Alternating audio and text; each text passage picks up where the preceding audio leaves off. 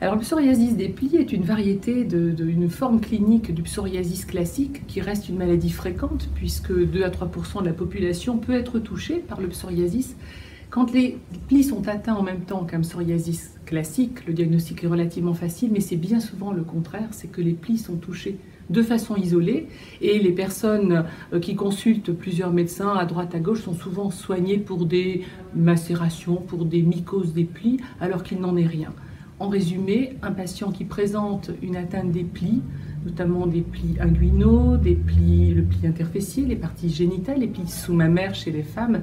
que ça dure depuis un certain temps, doivent inciter le médecin à penser au psoriasis des plis. Alors inversé, pourquoi? Parce que la lésion classique du psoriasis est une plaque érythémato-squameuse, une plaque rouge avec une croûte, alors qu'à l'inverse, dans les plis, probablement liés à l'humidité, l'inverse se produit, c'est-à-dire que la croûte n'apparaît pas et on a un aspect rouge, vernissé, souvent bien limité, avec une symétrie généralement sur le fond du pli et une atteinte bilatérale. Ce diagnostic d'intertrigo des plis, de psoriasis inversée, de psoriasis des plis, est important parce qu'il peut être éventuellement annonciateur d'une complication qui n'est pas rare dans le psoriasis en plaques, qu'est le rhumatisme psoriasique. Et particulièrement, il y a 3 localisations, les ongles, le cuir chevelu, les plis de façon moindre, mais il est important que nos médecins examinent aussi les patients en leur demandant soit s'ils ont une atteinte génitale, une atteinte des plis, du pli interfessier, et de temps en temps regarder eux-mêmes pour dépister, car c'est quand même un endroit toujours pudique et les patients se plaignent rarement de cette atteinte, ils le disent assez tardivement. Donc c'est important parce qu'on peut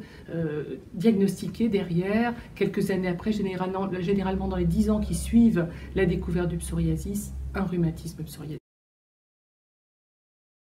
Alors c'est une question difficile parce que quand l'atteinte est relativement isolée, que quelques plis d'atteinte, on va plutôt préconiser initialement des traitements locaux, des pommades, des crèmes, des gels, des poudres, tout en sachant qu'on n'a quand même pas une variété importante parce que la tolérance au fond d'un pli qui est humide, qui est peut-être douloureux sur l'application de certains produits. On connaît des produits à base de vitamine D qui sont très mal tolérés, on connaît des produits à base de rétinoïdes qui sont très mal tolérés aussi, donc il ne reste que la cortisone. Alors les patients sont toujours un peu effrayés, mais la cortisone en local sur une partie modérée du corps ne pose aucun souci. Alors, il faut aussi compléter ce traitement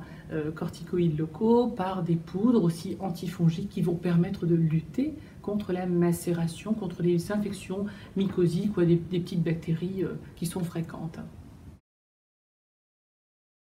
Alors ce que je lui conseille, parce que c'est vrai que maintenant nos patients sont très au courant des choses, il y a quand même l'informatique, il y a beaucoup de sites d'information, c'est d'eux-mêmes d'éveiller l'intérêt de leur médecin, qu'il soit généraliste ou spécialiste, sur la possibilité qu'il puisse s'agir d'un psoriasis. Et si en plus, ce d'autant qu'il y ait éventuellement dans la famille une personne qui a elle-même un psoriasis.